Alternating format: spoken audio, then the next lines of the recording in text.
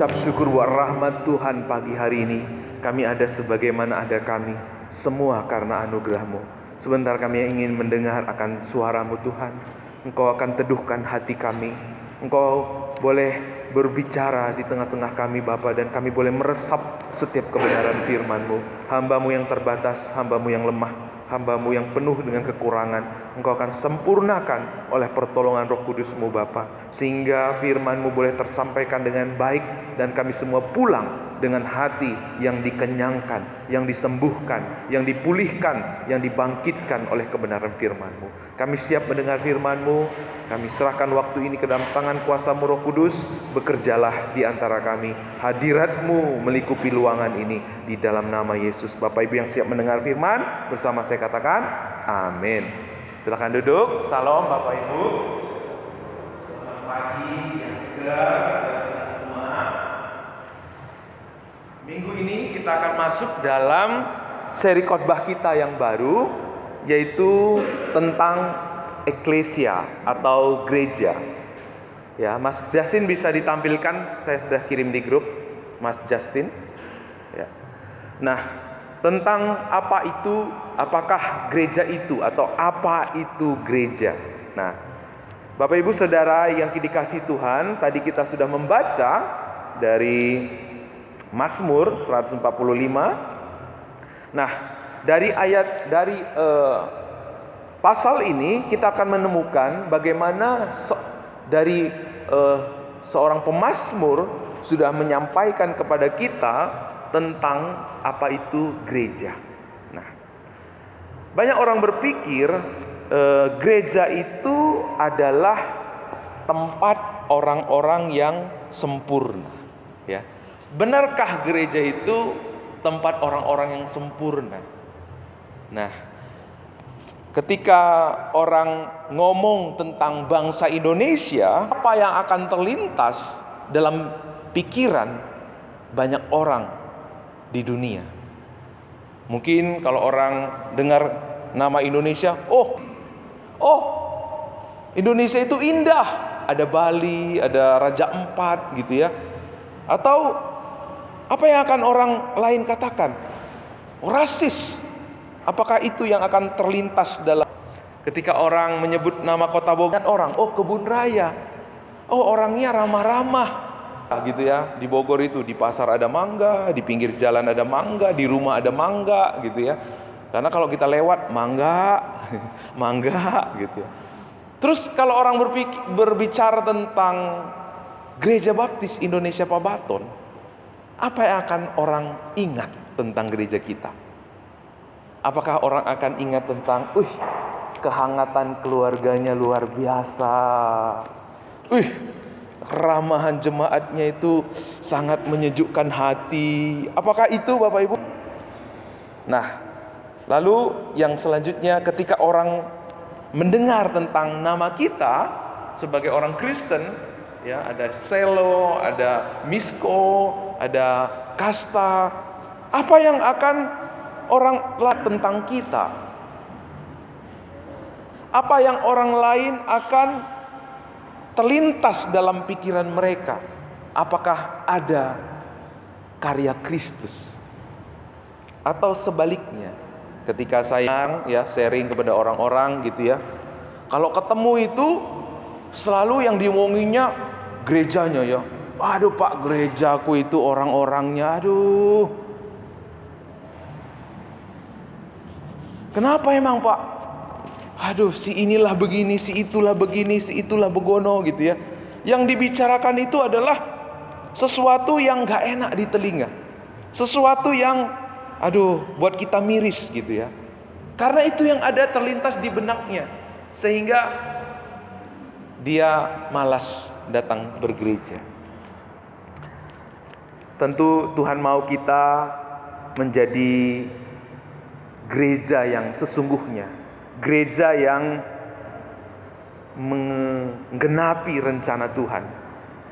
Di dalam Mazmur yang kita tadi sudah baca, kita akan menyelidiki ya, apa itu gereja.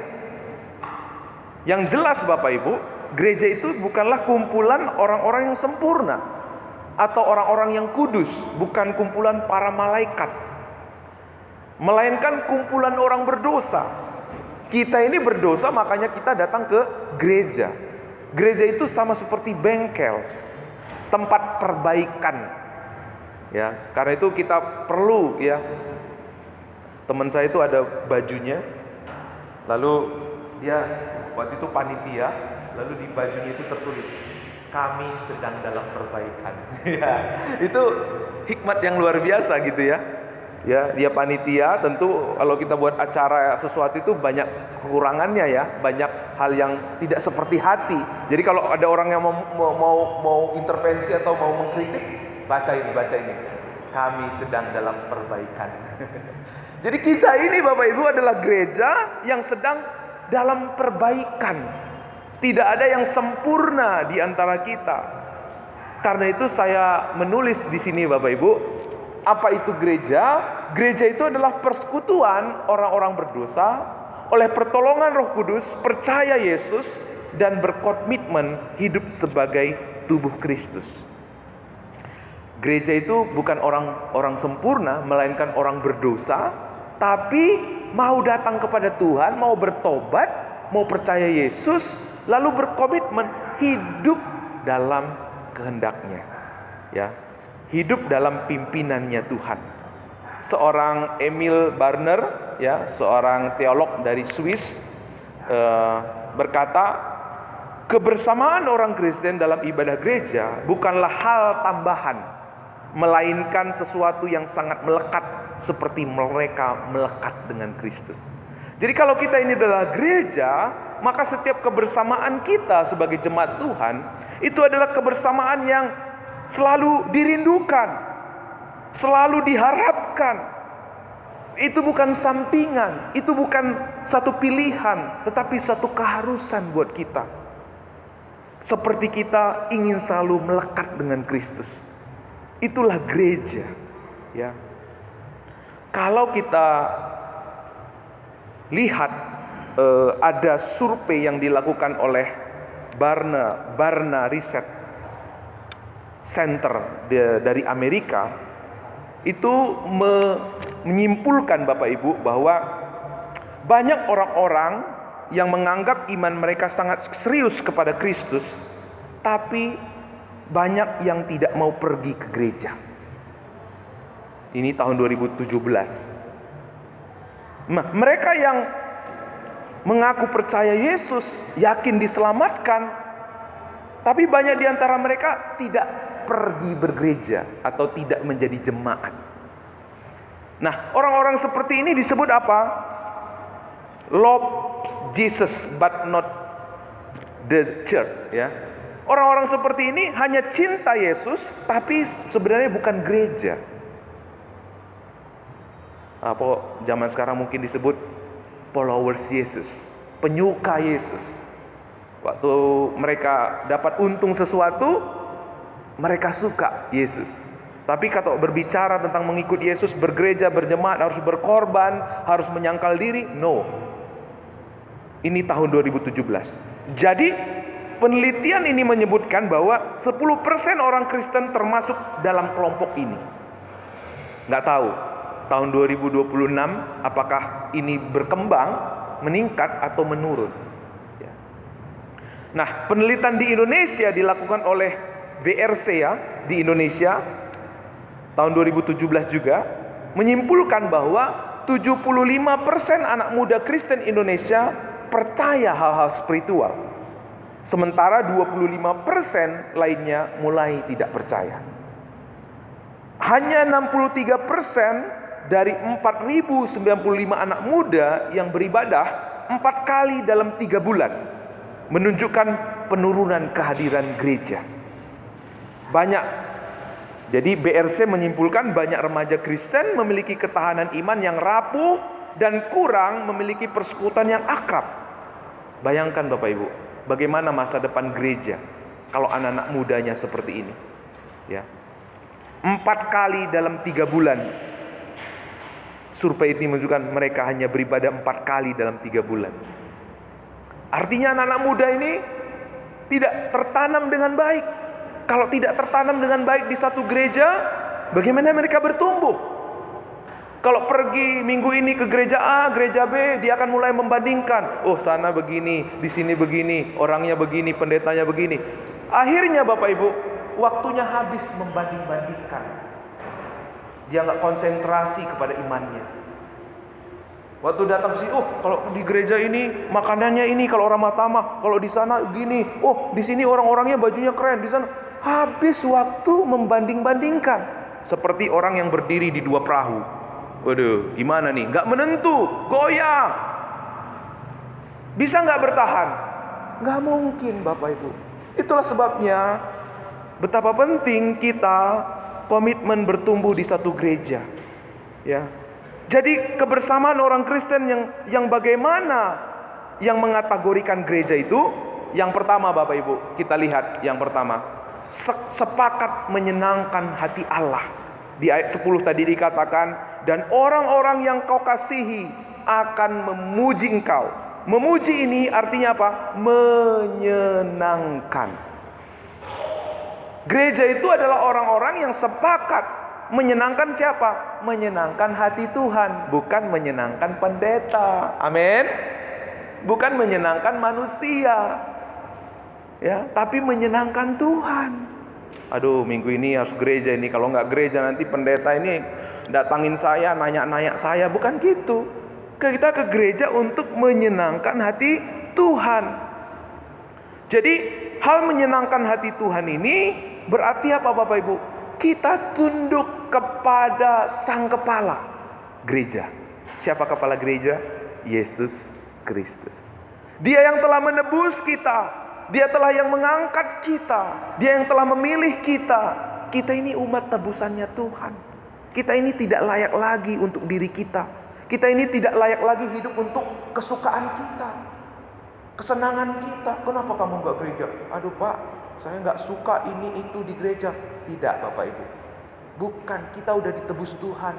Kita bukan lagi ke gereja karena kita suka sama orangnya atau nggak suka. Amin. Kenapa kamu ke sana? Oh, saya suka sana Pak, musiknya. Aduh, kalau kita ke sana itu, aduh, kita itu ruangannya, aduh, di entertain. Bukan itu. Kita ini sudah ditebus. Kita tidak lagi hidup untuk kesenangan kita, tapi kita hidup untuk kesenangan siapa? Sang Kepala gereja yang telah menebus kita. Ya. Kalau kepalanya Kristus, berarti kalau kita ini adalah tubuh Kristus, maka tubuh ini harus ikut apa kata kepala. Apa yang dimaui kepala, bukan kemauan kita. Coba kalau tangan ada maunya, mata ada maunya, telinga ada maunya, semua mau diikuti. Yang mana mau diikuti? Kita mengikuti keinginan tangan, mata komplain. Kita mengikuti keinginan mata, kaki komplain. Akhirnya tubuh ini kesana kemari, kesana kemari. Aduh, nggak mungkin bisa menjadi tubuh yang sehat. Kita adalah tubuh Kristus, maka kita hidup menurut kesenangan siapa? Kristus. Kristus yang sudah menebus kita. Maka jangan lagi hidup dengan suka-sukaku, tapi suka-sukanya Tuhan. Ya, Tuhan telah menebus kita. Ketika kita menyembah Tuhan, kapan kita menjadi penyembah Tuhan? Waktu kita hidup menyenangkan hati Allah. Tidak lagi untuk kesenangan kita, tetapi kesenangan Tuhan. Ketika kita hidup untuk kesenangan kita, kesenangan Tuhan, satu dengan yang lain kita hidup dalam kesenangan Tuhan, maka terbangunlah kesepakatan untuk memuliakan nama Tuhan. Seorang Kierkegaard berkata, ya kita masuk yang kedua sekarang, kesaksian. Yang kedua, apa itu gereja? Gereja itu adalah kesaksian bagi dunia. Kapan kita menjadi gereja yang sesungguhnya? Saat kita menjadi kumpulan orang-orang yang menjadi saksi Tuhan bagi dunia. Ya. Dikatakan di ayat 11 dan 13, ini isinya apa Bapak Ibu? Isinya bagaimana seorang pemazmur mengagumi kemuliaan kerajaan Tuhan. Berbicara tentang keperkasaan Tuhan. Bagaimana seorang pemazmur memberitahukan keperkasaan Tuhan kepada anak-anak manusia. menceritakan tentang semarak kerajaannya. Tuhan memanggil Israel untuk memperkenalkan pribadinya kepada bangsa-bangsa lain. Sampai hari ini bangsa Israel dikenal sebagai bangsa yang dipilih oleh Tuhan, ya. Demikian juga gerejanya. Kita dipanggil Tuhan, dipilih Tuhan untuk kita menjadi saksinya Tuhan. Seorang Kierkegaard, jemaat berkata, jemaat tidak boleh menjadi penonton atau pasif, namun jemaat adalah penyembah itu sendiri dan menjadi aktornya yang memberikan yang terbaik kepada Tuhan, dan Tuhan yang menonton, menikmati penyembahan kita. Ada orang banyak salah kaprah ketika datang ke gereja. Mereka pikir mereka itu bergereja itu untuk menjadi penonton. Nah, ini sudah salah kaprah. Ya, seorang filsuf Jerman pada abad 19 bernama Soren Kierkegaard, ya, pernah mengibaratkan ibadah di sebuah gereja itu seperti apa? Seperti pementasan drama. Kalau kita nonton pementasan drama, ada tokoh-tokoh dalam pementasan itu, ada pelakon, pengarah dan penonton. Sedangkan dalam gereja ada apa? Ada jemaat, pelayan, dan Allah hadir. Nah, sering sekali jemaat itu datang ke gereja seperti mereka datang ke bioskop, seperti mereka datang ke pentas pertunjukan, ya. Mereka datang dengan mentalitas penonton dan menganggap diri mereka itu yang paling penting, harus dilayani, harus dinomorsatukan, harus semuanya memuaskan keinginannya, ya. Akhirnya jemaat yang jadi penonton ini, Bapak Ibu, ketika kita jadi penonton, kita akan sibuk dengan menilai. Kita akan sibuk dengan mengkritisi. Kita akan sibuk dengan komentar-komentar. Tapi kita tidak pernah tanpa aksi. Bahkan lebih parahnya jadi parisi tanpa kontribusi. Hati-hati Bapak Ibu.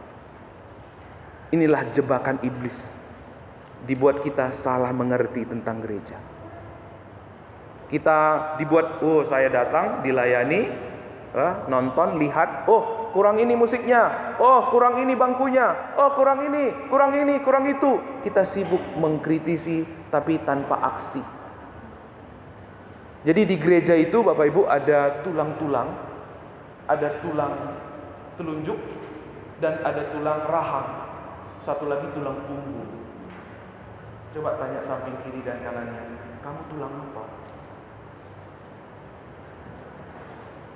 Apakah tulang telunjuk yang tadi ya, datang ke gereja, kurang ini, kurang ini, kurang ini, atau tulang rahang yang suka menghakimi, mengata-ngatai, mencerca, menghina?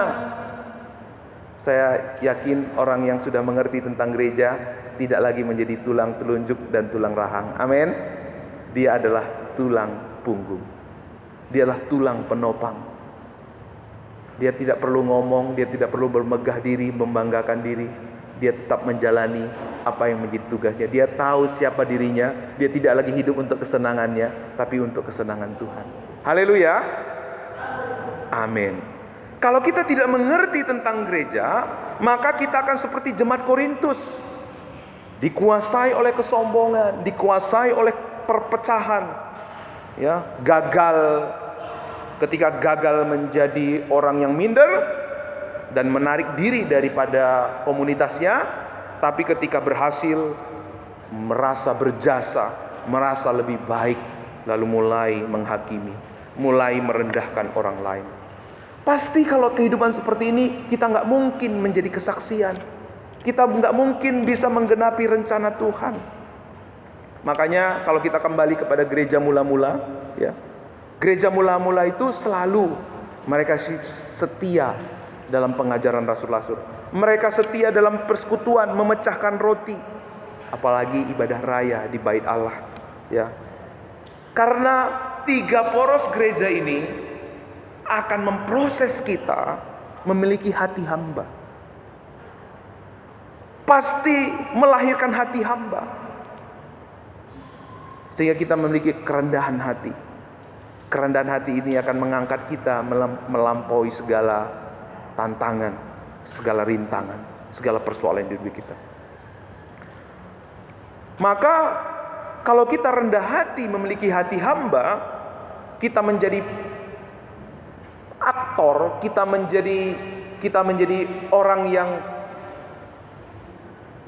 terlibat dalam membangun tubuh Kristus, dan Tuhanlah yang menontonnya, bukan kita penontonnya. Tuhanlah yang menilai, Tuhan yang berhak menghakimi, Tuhan yang berhak untuk menilai.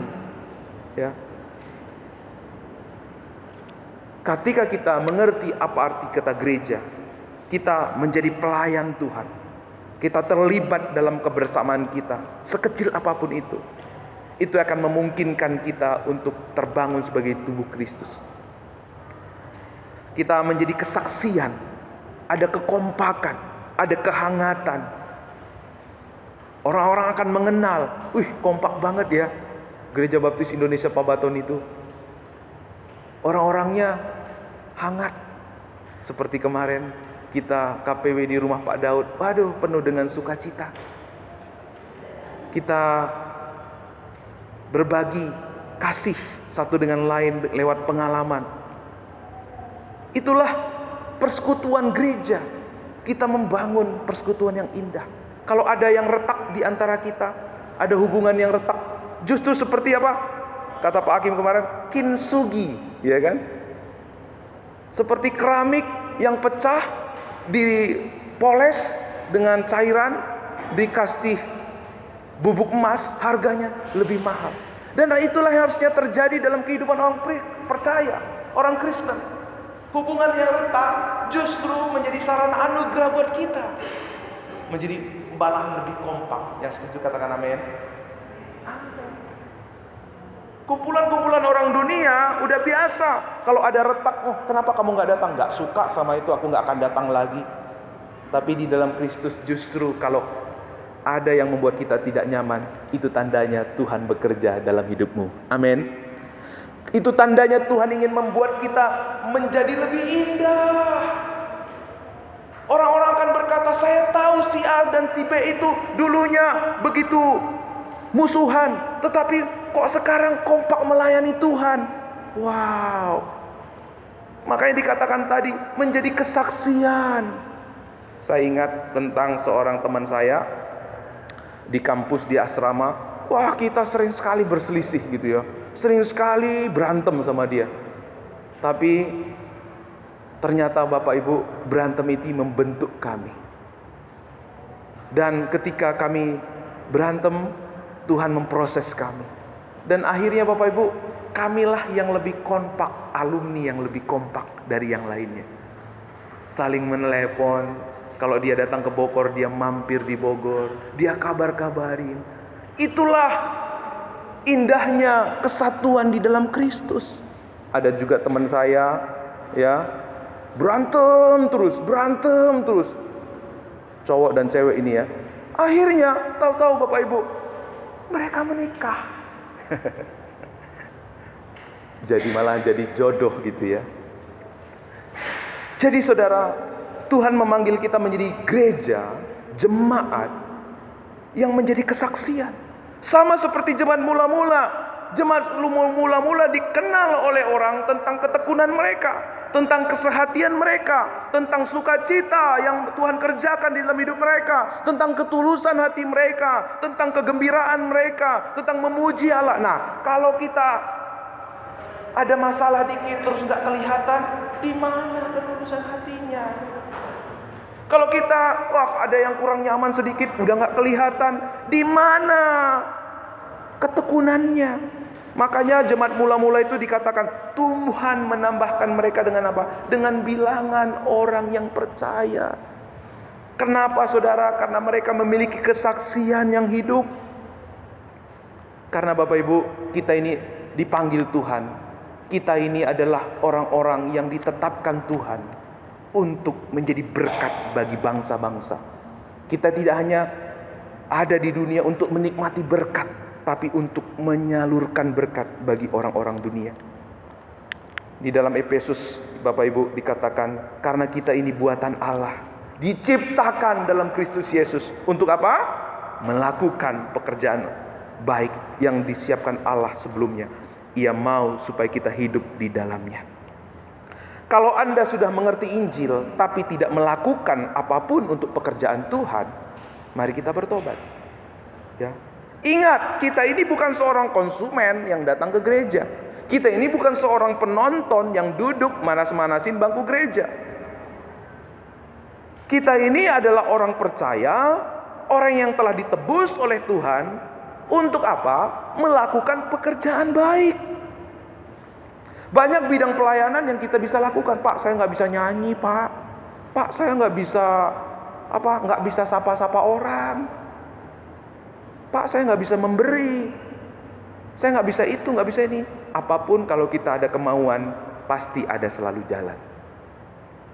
Kalau nggak bisa memberikan senyum. Tuhan, hari ini aku nggak bisa memberi, tapi aku mau beri senyumku kepada semua orang gereja. Salamin satu-satu. Pak Prengki, selamat pagi. Selamat hari Minggu, Pak. Kasih senyum Pepsodent. Bayar nggak? Nggak bayar, Bapak Ibu. Tapi lewat itu pun kita bisa melayani. Kita melayani bukan untuk diselamatkan, tetapi karena Tuhan sudah menyelamatkan kita. Yang ketiga, apa itu gereja? Gereja itu adalah kumpulan orang, persekutuan orang-orang berdosa yang mengalami kasih anugerah Tuhan, yang membawa kebaikan bagi diri kita sendiri. Penjambahan kepada Allah pasti berdampak pada batinnya kita. Dalam Mazmur, nanti Bapak Ibu baca Mazmur 65. Melalui ibadah syukur, khotbah, pujian, penyembahan yang kita dengar, yang kita naikkan, ya, ada bonus. Bonusnya apa? Tuhan membawa kita semakin serupa dengan Dia. Ada satu statement, kalau Bapak Ibu ingat, kita akan menjadi serupa dengan apa yang kita sembah. Kalau orang menyembah uang, dia akan semakin serupa dengan uang, berapapun kurang. Kalau kita menyembah kepopuleran, kita akan selalu disibukkan dengan nama baik kita.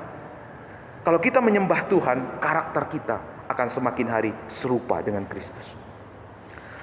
Seperti Bapak Ibu kalau datang kepada orang yang karakternya bagus gitu ya, orang yang menjadi teladan gitu ya, kalau ngobrol sama dia itu menginspirasi, memotivasi kita. Oh iya ya, waduh, kemarin cerita bapak-bapak, ibu-ibu tentang kelebihan suami dan istrinya.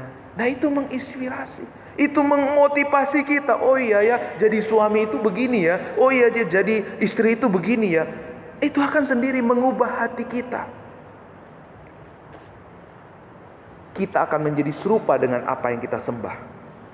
Ketika kita melayani dengan kasih, kita saling membangun di dalam kasih, itu menjadi sarana Allah untuk kita menghidupi Injil dan membawa kita pada proses pengudusan. Bersama-sama dengan orang percaya kita melayani, bersama-sama kita beribadah, kita saling mengambil bagian, kita saling membangun. Itu adalah sarana Allah untuk menguduskan hidup kita. Makanya orang Kristen yang tidak mau terlibat dalam gereja yang sesungguhnya, dia tidak akan pernah menjadi serupa Kristus. Hidupnya akan tetap sama. Hanya orang-orang yang alamin Injil, berani, mau diproses, mau dibangun sebagai tubuh Kristus. Memang Bapak Ibu, kalau kita hidup bersama-sama itu banyak yang gak membuat kita nyaman, membuat kita gak enak. Tapi ingat, proses itu gak ada yang enak. Benar? Proses itu gak ada yang enak. Justru Tuhan pakai proses itu untuk membentuk kita. Tanpa proses gak mungkin kita terbangun, gak mungkin kita terbentuk. Kalau kita bersama-sama itu Bapak Ibu, kita dituntut untuk terbuka, berani cerita kelemahan kita, kekurangan kita. Tidak hanya menceritakan kelebihan-kelebihan kita. Kita apa adanya, berusaha untuk otentik, ya, tidak manipulatif, ya. Waktu orang lain cerita tentang kelemahannya, kita diajar untuk menahan diri, untuk menghakimi. Dalam kelemahan saudara kita, justru Tuhan mengarahkan kita untuk menyatakan kasih, bukan untuk mencela. Justru kalau kita punya kelemahan saat ini Bapak Ibu, puji Tuhan. Kenapa? Mengingatkan kita bahwa kita ada dalam proses. Ya. Kalau orang ngomong kelemahan kita, mengingatkan kita, menegur kita, memotivasi kita karena kelemahan kita, puji Tuhan, itu tandanya dia memperhatikan kita. Kok Bapak ini negur saya sih? Itu tandanya saudara diperhatikan Tuhan. Amin. Tidak kayak saya waktu masih remaja ditegur sama bibi saya, ngambek gitu ya.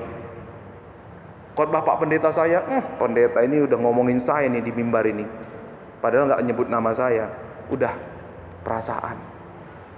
Kalau Bapak Ibu merasa seperti itu, seharusnya kita berpikir, oh ya, Tuhan sedang memperhatikan saya. Amin. Tuhan mau membentuk saya. Terima kasih Tuhan, ada orang-orang yang mau menegur saya. Bapak Ibu tahu nggak, menegur itu nggak enak. Kalau ini ya, kayak saya ya, mau menegur ya, doain dulu. Tuhan, kalau saya ngomong gini sakit hati nggak dia ya? Oh Tuhan, kalau gini nanti tersinggung nggak dia? Terbangun nggak dia? Penuh pergumulan kalau kita menegur orang. Kalau ada orang menegur kita, hargai dia saudara, karena dia peduli sama kita, karena dia bukan penjilat yang hanya ngomong kebaikan-kebaikan kita, yang hanya ngomong, oh kamu hebat, kamu baik, tapi penjilat saudara. Mari kita mulai belajar bersyukur dengan orang-orang yang mau menegur kita. Ada harga yang harus kita bayar saat kita bersama-sama. Ya. Mungkin saat kita menegur, kita mungkin akan dijauhi, dibusuhin, disalah mengerti. Tapi juga bukan kesempatan kita. Untuk apa Bapak Ibu? Untuk menunjukkan kita lebih hebat, lebih baik, lebih saleh dari orang lain. Prinsip menegur itu seperti ini. Dengar Bapak Ibu. Prinsip menegur itu seperti ini. Memang kamu jelas salah, tapi aku pun belum tentu benar. Orang yang menegur dengan mentalitas seperti ini, menegurnya itu pasti membangun. Tapi kalau menegurnya untuk memojokkan, pasti orang gak akan pernah merasakan kasih Tuhan. Prinsip menegur orang itu, kalau kamu salah, kamu memang jelas salah, tapi aku juga belum tentu benar.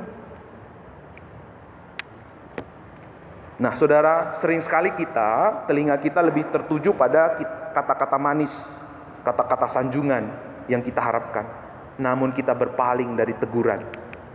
Kita berpaling dari teguran dan pendapat yang tidak kita harapkan, walau itu alkitabiah. Kalau ada gereja yang penuh kasih, menyatakan teguran-teguran, ada saudara seiman kita yang mau peduli dengan kita, tidak hanya meninggikan kita, menyanjung kita, tapi mau mengambil porsi yang gak enak itu, yaitu menegur. Itulah tandanya gereja itu adalah tempat saudara yang baik untuk bertumbuh. Gereja seperti inilah tempat terbaik untuk kita bertumbuh, tempat yang aman, yang baik, yang sehat, untuk kita tertanam dengan baik, bertumbuh dengan sehat, berbuah dengan hebat. Bukankah itu yang ditawarkan oleh gereja-gereja saat ini? Kenyamanan, keamanan telinga, ya kan? Keamanan perasaan.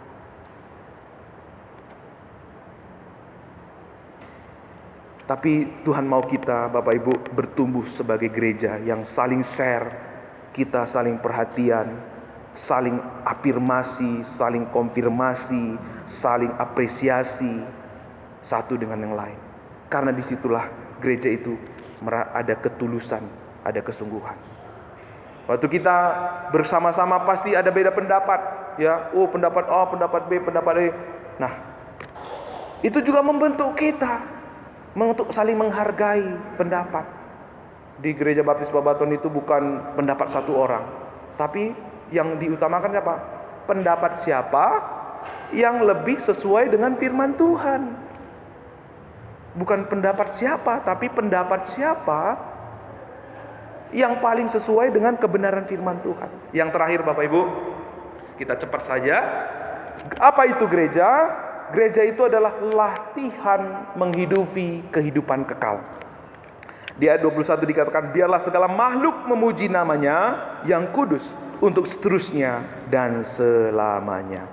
Penyembahan yang sangat megah dan agung, di mana seluruh makhluk berkumpul menyembah Tuhan bersama-sama, itu akan terjadi di sorga. Itu sangat lengkap, itu sangat indah dalam Wahyu 5 ayat 13.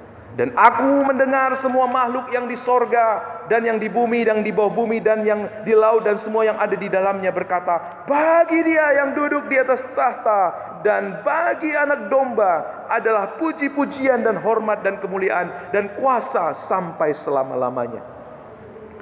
Sebagai ungkapan syukur kita berbakti beribadah, sebagai sarana kita untuk menghidupi Injil. Dan pada waktu kita ada di sorga, seluruh umat, seluruh makhluk akan berkumpul memuji dan memuliakan Tuhan.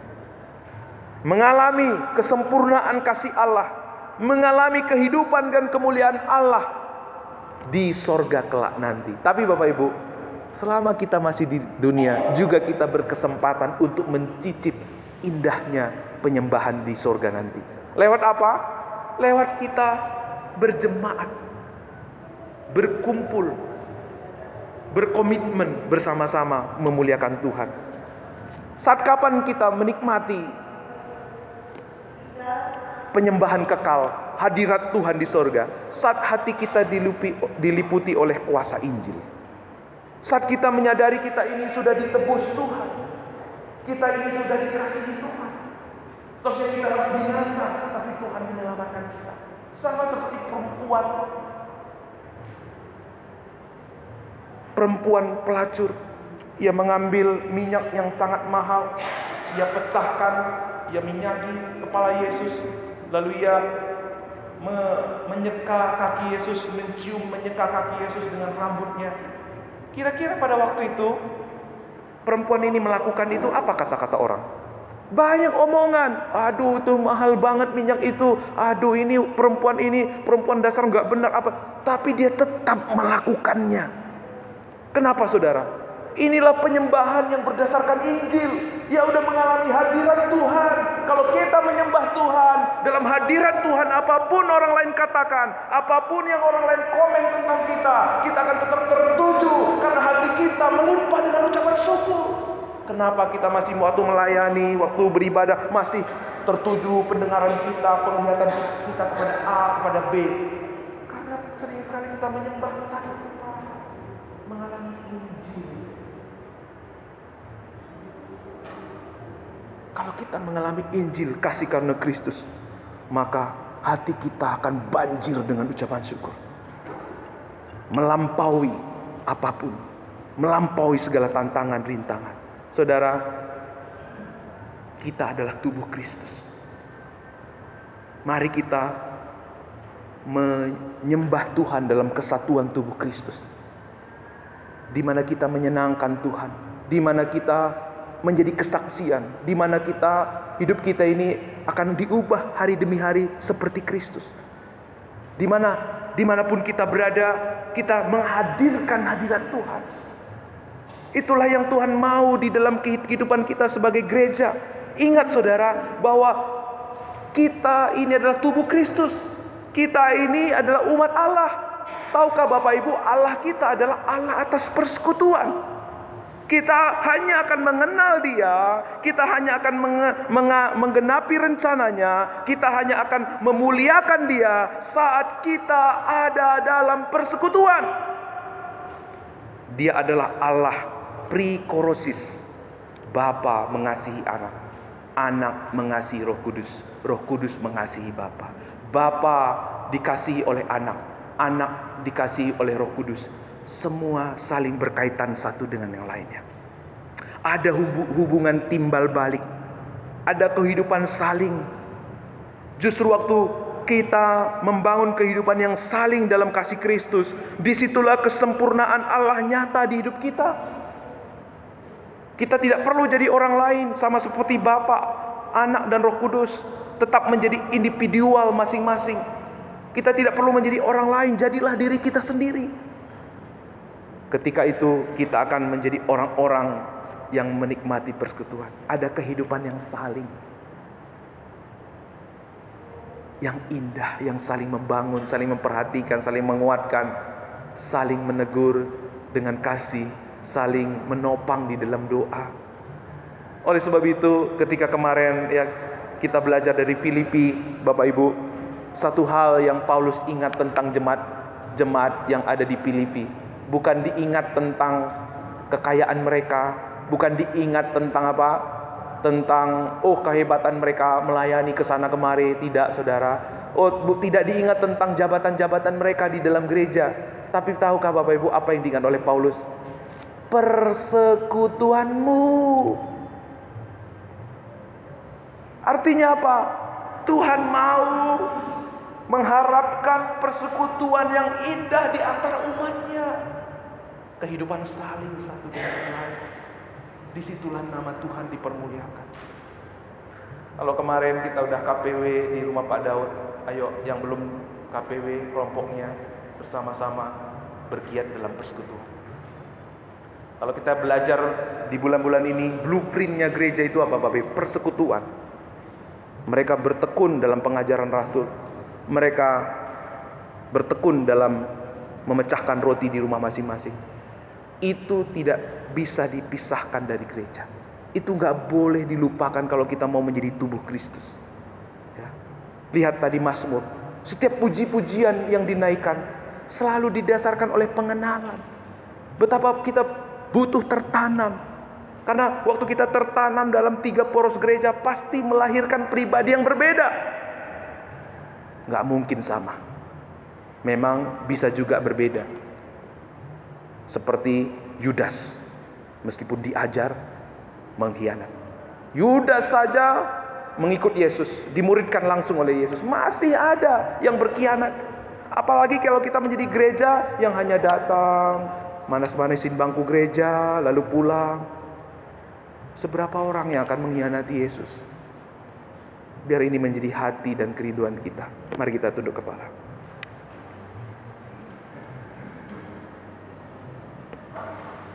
Ketika orang lain mendengar tentang gereja kita, apa yang orang lain akan ingat tentang gereja kita? Apakah orang akan tahu ada persekutuan yang indah di gereja ini? Ada kesatuan yang indah, ada kehidupan yang saling penuh dengan kehangatan di gereja ini. Ketika orang menyebut iman saudara, iman jemaat Baptis Pabaton, apakah akan mereka ingat tentang bagaimana kita mau berkorban, mau menyangkal diri untuk kita saling terbangun dalam Kristus? Sudahkah kebersamaan dalam ibadah gereja kita sudah didasari oleh kesepakatan, didasari oleh komitmen untuk menyenangkan hati Allah? Atau masih berdasar pada kesukaan kita, kemauan kita, kenyamanan kita? Kita masih bersikap sebagai penonton. Kita lupa bahwa kitalah aktor. Apakah kita selama ini sudah menjadi gereja yang membawa kesaksian? Orang-orang tahu tentang iman, ketulusan, kerelaan, sukacita, damai sejahtera yang Tuhan kerjakan di gereja kita. Dan sudahkah keanggotaan saudara di gereja ini mengubahkan saudara? Atau tetap membuat saudara menjadi orang yang takut, menjadi orang yang sakit, dikuasai oleh perasaan benci, perasaan sentimen? Tuhan memanggil kita untuk menikmati suasana sorga. Tuhan memanggil kita untuk menghadirkan suasana sorga, menikmati penyembahan kekal di sorga walau kita di bumi. Di mana posisi saudara? Sebagai apa saudara hidup di gereja selama ini? Apakah sebagai tulang rahang, atau tulang telunjuk, atau tulang punggung? Maukah saudara menjadi tempat bergereja yang sesungguhnya? Maukah saudara menjadikan gereja ini menjadi tempat bertumbuh iman yang baik, iman yang sehat, Iman yang kuat, kokoh, dan tidak tergoyahkan oleh banyak orang. Saudara dan saya yang menjawab pertanyaan ini. Terima kasih Tuhan. Terima kasih Roh Kudus yang telah memulai gereja, yang telah menuntun gereja, yang telah melipatkan gandakan gereja. Engkau Roh Kudus juga yang hadir di gereja ini untuk meneguhkan firman-Mu sehingga tidak ada yang terlewatkan. Kami menjadi gereja sejati, tubuh Kristus, menghadirkan Kristus, membawa perubahan, memuliakan Kristus. Dan lewat hidup kami Tuhan, nama-Mu dikenal di segala bangsa. Terima kasih Roh Kudus.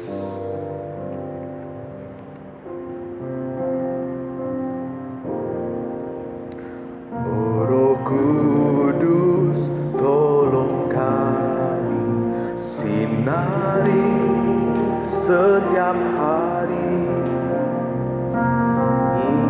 dengan kebenaran Injil yang menyelamatkan.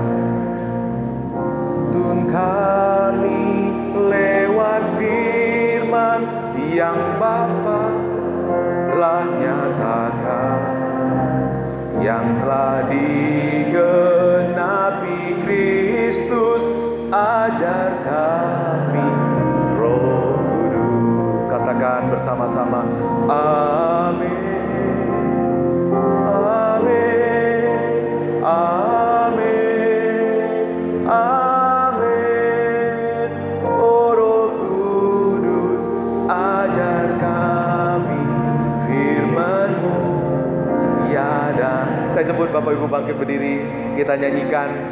Biar ini menjadi doa kita bersama-sama. Kudus, perbarui seluruh hidup kami. Amin, amin. Lembutkan kekejahan dan rendahkan yang tinggi. Hidup baru Kau hembuskan, yang ragu Kau beri iman. Nafas Allah beri anugerah, Kau yang sanggup mengubah. Amin, amin, amin, amin.